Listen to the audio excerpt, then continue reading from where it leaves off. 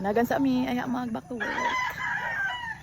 Sunday and I love the weather. Amping tatanan guys. Okay, nagyapoy mga aftershock. So, let's pray. Kami sa feeling Sunday. Mo schedule for Simba is every Saturday na siya sa hapon. Pero may time together every Sunday morning. So, here we are. Kaulan na po siya. So guys, easy run me for today pero more on walking. Kay 1 week may walk kadagan. So, hinay-hinay na to og kuha na tong self. Pero anyway guys, nag-prepare da ini para sa mong Cebu Marathon. Kay around January. So, yehey! Mamalik na po ng Cebu kay magdagkot po sa akong mama guys. Maujo na akong main tuyo. So para na ay nice experience. Muna nakapil may Cebu Marathon.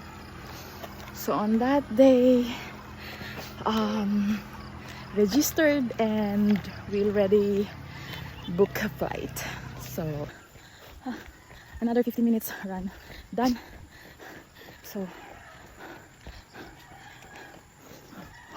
cool down for 10 minutes.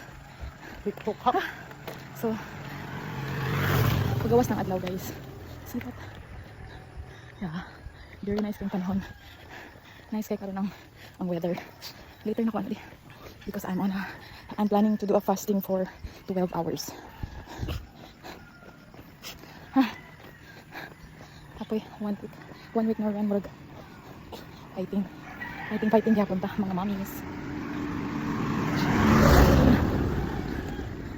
Kaya bukat. Hukak. I like my mood today. Ay, ragid mo mga tulog pag sakto ba. Lami imong feeling. Ay, nako.